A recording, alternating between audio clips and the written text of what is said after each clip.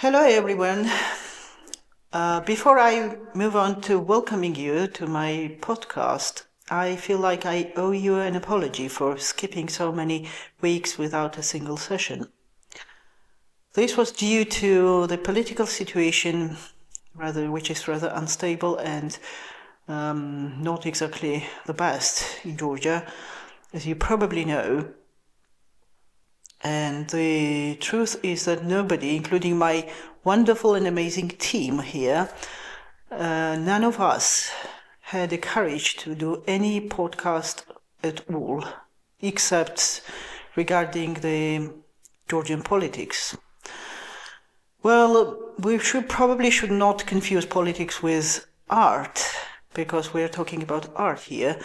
However, the present political situation targets art as well, because lately we have lots of problems of censoring art, applying some kind of strict rules to artistic freedom and creativity, which is very sad and very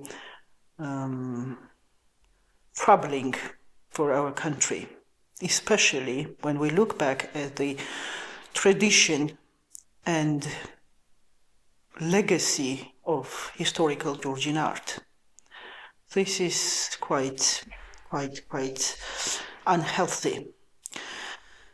Anyway, I want to welcome you today to this session in which we are going to explore one of the world's most remarkable sacred musical traditions.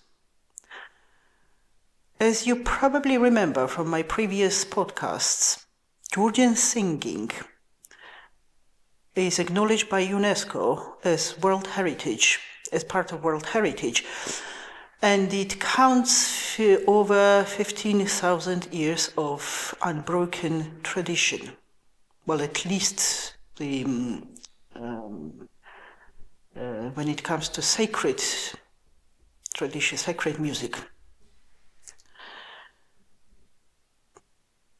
Considering the historical sources and the records we have, and also some material evidence which includes hymnography, ancient hymnography, we can safely say with confidence that liturgical tradition in Georgia, and Georgian liturgical tradition, let's say, in Georgia exists at least from the 6th centuries, because from that time we have Georgian manuscripts, and some of which are translations from Byzantine manuscripts, and some of them are even composed by Georgian monks and Georgian clergy.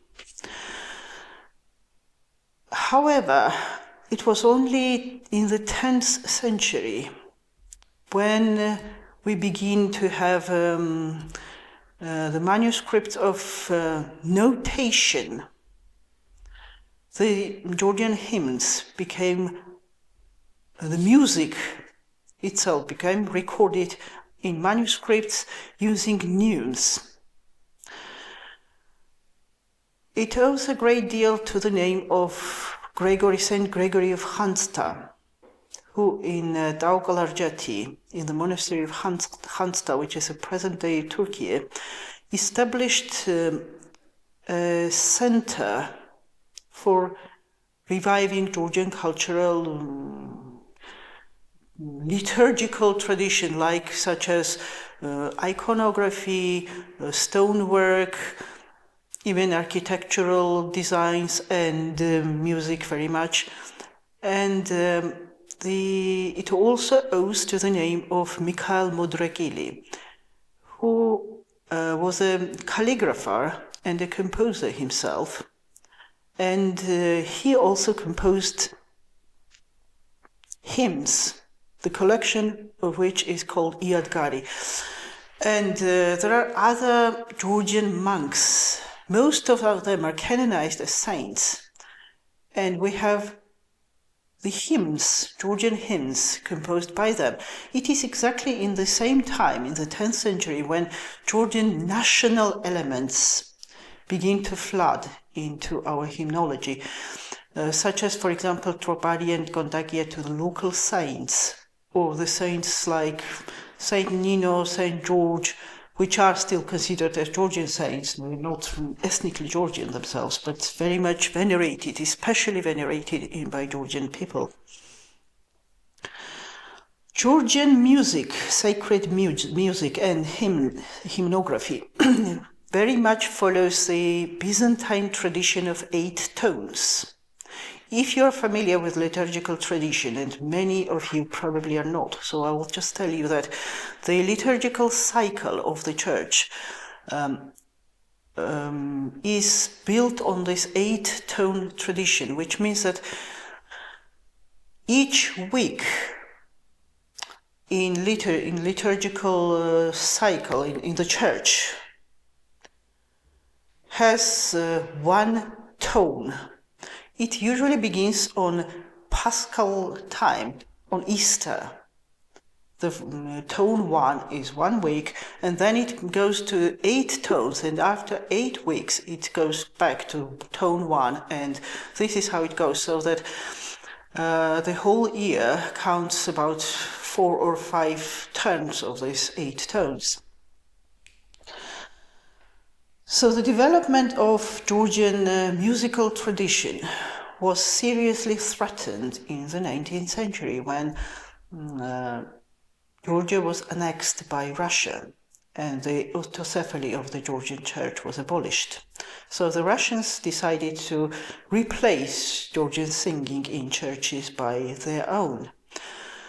So some outstanding patriotically minded clergymen of Georgia decided to take an action and do something about it.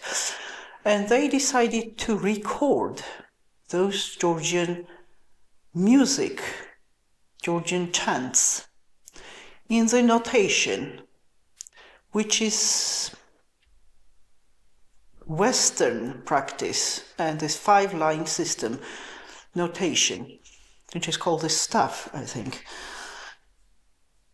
It was the Emeritian bishop, Gabriel Kikode, who gave his blessing to record those Georgian songs, especially. It was Anton Dumbadze who did it, who recorded and transcribed the music into notation, into the sheets, music sheets. In the East, however, it was Bishop Alexandre Okropidze who gave his blessing, and the brothers Garbelashvili decided to take care of the same thing, and they transcribed the Eastern, which is Kartlkacheti mode, let's say. And this modal system is very important to Georgian singing. Apart from this Byzantine 8-tone cycle, Georgians also added modes, by which what we mean is different harmonies coming from different parts of Georgia. It's more like a dialect in music, but dialect in music may mean many different things, but that's what we mean by that. Like Gurian mode, Kartlachedian mode, there is such a thing as plain mode, which is easy kind of thing, and it's accessible to most people. And if you go to liturgies in Georgia, when you visit Georgia, most churches practice plain mode these days, which is also very beautiful. Well, some choirs do better than the others, of course, but they do their best, and it's very, very beautiful too. But nevertheless, there is a great variety.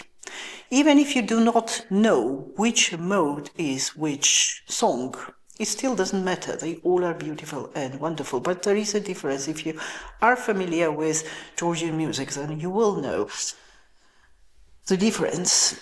And in the 20th century, this work on transcribing music continued, and we cannot not mention the names of outstanding people who did a great job transcribing the Georgian music into paper. These were especially about Eftimik Ereselidze, Pilimon Korizir, Archpriest Rajden Hundadze, Hieromonk Nestor Kontridze, Melchizedek Nagashidze, and others. They left for the future generation the example of selfless, devoted service to God and their nation. Now, I told you that we have these mass protests happening in the center of Tbilisi. And it has been about over 50 days already that this protest is going on. So we had to celebrate Christmas in the street, even though there is a cathedral right in front of the Parliament building, which means that on the Nativity Day, it was the church which led the Christmas feast. But nevertheless, lots of thousands of people were standing on Rustaveli Avenue and celebrating the feast of the Nativity of our Lord Jesus Christ. I want to show you the first video from this protest where the people there sang a Christmas carol. And according to some scholars, the church singing in Georgia is an offspring of folklore music. So you can hear this Christmas carol, one of them. This is just one of the Christmas carols. Can we show that?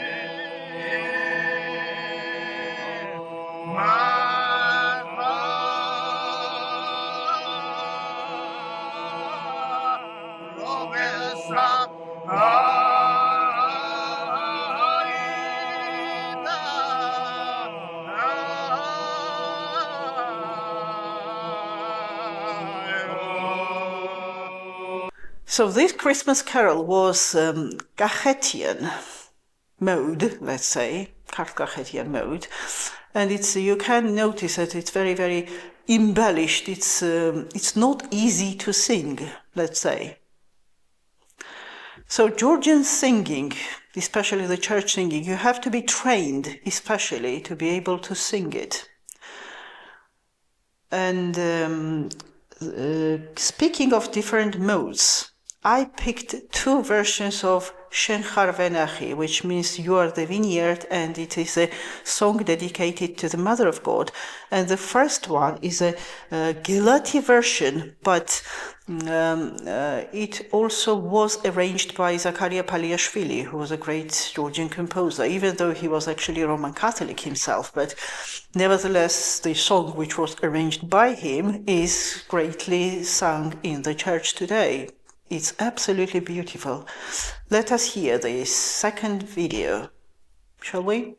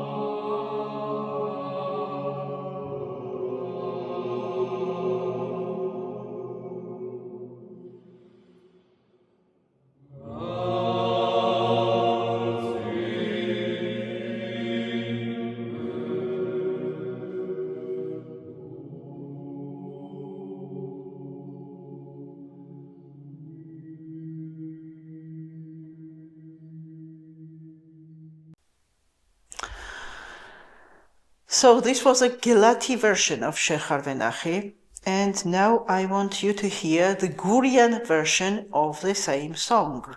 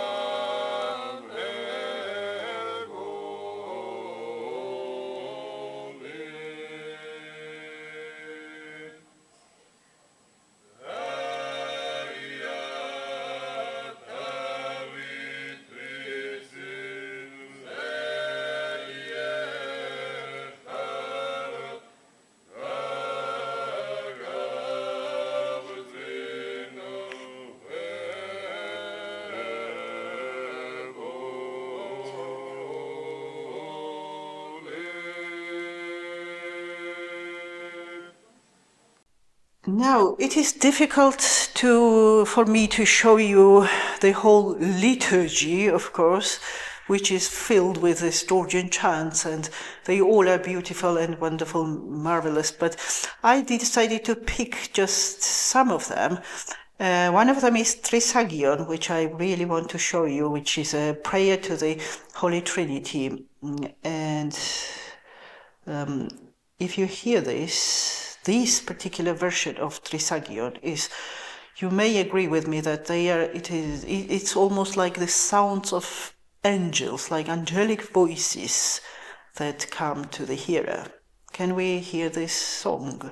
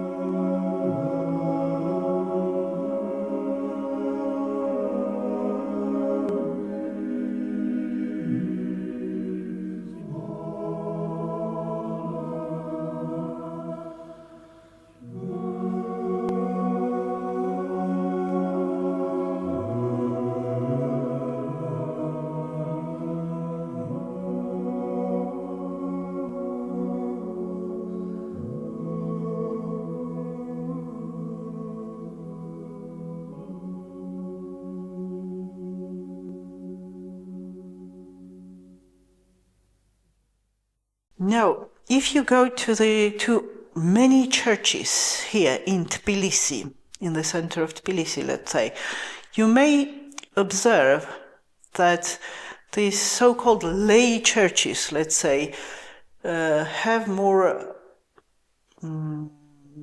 plain mode. Well, first of all, because it is easy for just lay people to sing. And the other thing, well, it's not easy, it's just easier than, let's say, Kahetian or Gurian or other modes. But they do incorporate, they do sing the other different modes. It's okay. Whoever wants to do what. I mean, there is no restriction about it. But if you go to Georgian monasteries, you may feel that in monastic tradition they use more minor chords. Of course, it is more obvious during Great Lent, and it's more kind of, there is more tendency to use minor chord, even in the churches in Tbilisi. But what happens is that in monastic tradition, this use of minor chord is usually kind of related to this penitential and sensibility and more sense of repentance, which takes one closer to God. And for the same reason, lots of lay people enjoy going to monasteries and attend services there. Because actually it's remarkable that when we go to liturgy and hear beautiful singing, we usually come back and say, oh, it was a marvelous liturgy today. What we mean by that is that singing has enormous power on even our prayer, on the way we feel about our relationship to God. So the power of singing considers a lot. I mean, it makes a lot of difference. I want you to hear this Our Father, which is sung by the monks of Zarzma Monastery, and it is one of the versions of Our Father, and it is in minor chord. Can we hear this fifth video, please?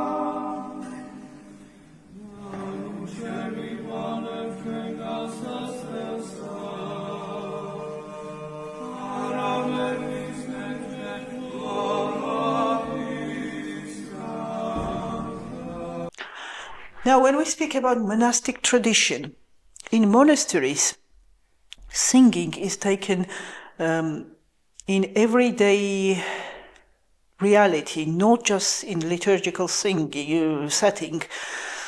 You probably remember when we spoke about folk singing, I showed you the video of nuns singing when they are doing some embroidery, but they were, in that scenario, they were singing a folk song, just a kind of non-liturgical. But very often they enjoy singing even liturgical songs, like, for example, in this video of Jiheti nuns, they sing here the first psalm, which is "Blessed is the man," and it's usually sung during the Vespers. Can we hear this song?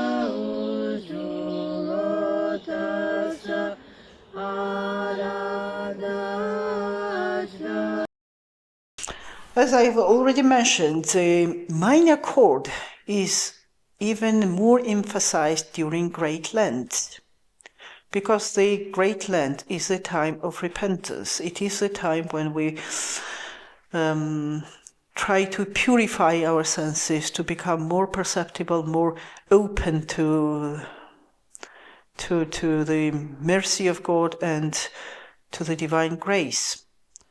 And this use of minor chord in music, it's really works wonders. It really helps us to elevate our souls. I mean, if you would say, somebody might say that it is kind of sentimental, it is lyrical. Well, it may be, but it's not used for that purpose. It's not used for sentimental purpose. There is no place of sentiments in church life. It's more like purifying your senses so as to make it cleaner and make it more open and more I mean, if you know this kenotic experience, when you empty yourself as to leave more space to God's work in your soul, that's what this kind of music does. That's how it is in my experience. You may disagree with me, but that's how I feel about it. Can we hear this Lenten song?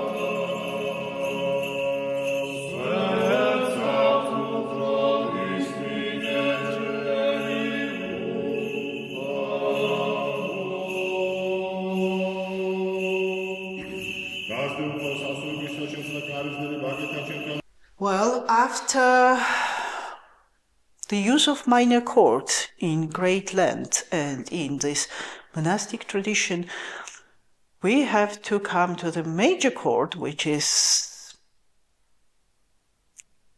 typical and characteristic for Easter, for the spirit of Easter, the resurrected Christ and the joy of the resurrection. So the video I'm going to show you comes from Svaneti, from the mountains of Georgia. And it's very very monumental. Svanetian culture on the whole is very monumental, and so is this particular song, Christ is Risen, which is almost like an iconic in Georgian culture these days, especially lately. Can we hear the 8th video, please? Christ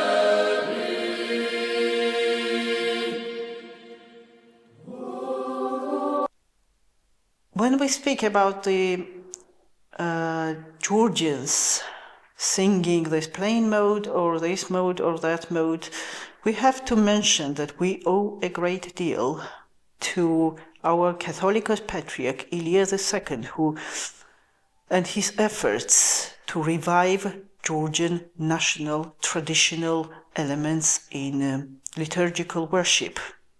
He's very, very keen on reviving and recovering Georgianness in our culture, and especially in liturgical culture, in liturgy.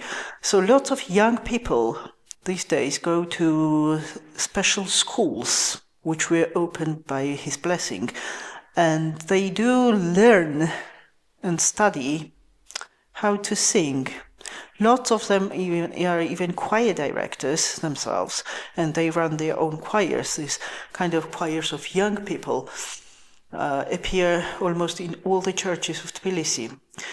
Now, we can hear this one of the songs, which is Truly Meet, sung by one of the wonderful choir of Georgian girls.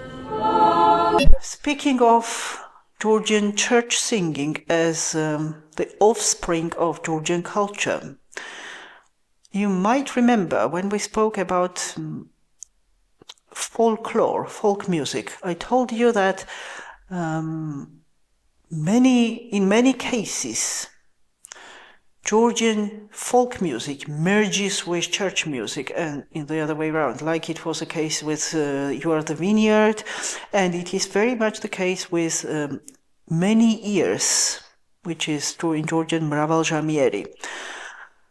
It is a song of blessing, and it is a song of wishing everyone prosperity and good life and wonderful things, basically. And the church version of it is not just one. There are many versions of it in the church, too. I mean, there are versions which are not commonly used in the church, but they may be.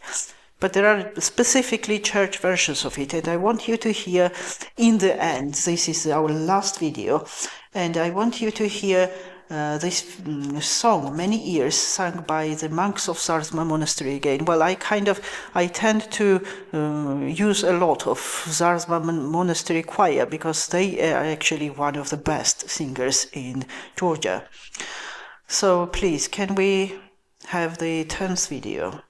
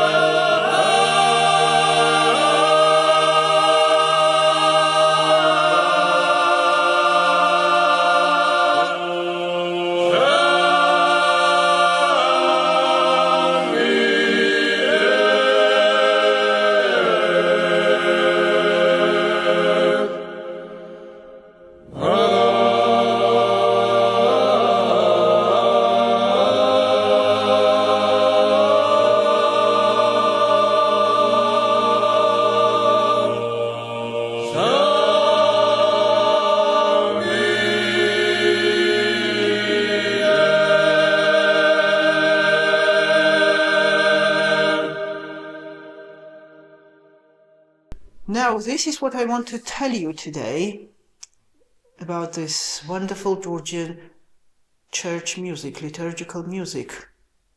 So if you come to Georgia and you go to Georgian churches, you may experience the diversity. In different churches, there is a different kind of music. Some of them use this plain mode, and some of the songs, chants are not in plain mode. And the beauty of it is precisely in its diversity. Our ancestors were very, very serious about accepting new tunes, new melodies. When somebody wanted to compose and offer a new tune, it was had to go through a kind of almost like a commission. Imagine in the 10th century, some of the monks were specialists of tones, Byzantine tones, and they had a separate name. There was a name for this profession. And there was somebody who was a specialist in modes, like this mode or that mode or this mode. There were others who were specialists in polyphony. And this new melody, this new tune had to be approved by all of this so as to fit into the tradition and say that, okay, this responds and this can be part of the tradition and this one cannot be. And as you probably noticed, and probably I was supposed to say it in the beginning instead of in the end, the Georgian singing stands out especially by its polyphony. There are 3 parts usually, sung by many people, not just one or not just 3 people, but at least there has to be 3 people singing it.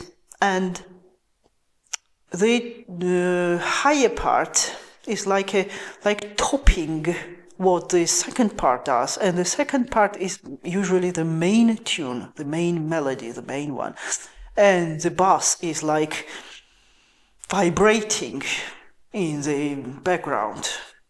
So the beauty of it is that these 3 create the harmony which is inseparable. It's like almost like Trinitarian integrity, wholeness, like being 3 and being 1. And it is so amazingly done that you would not say that you heard 3 different tunes. No, it was one single melody. And that is the theological idea of Trinity. So this is what I wanted to tell you about Georgian music today. And when we meet next time, I'm thinking of talking to you about Georgian classical music, like Georgian operas and ballet maybe somewhere with dancing, but operas mainly. So if you enjoyed today's session, please don't forget to subscribe and press the like button. Thank you very, very much, and goodbye.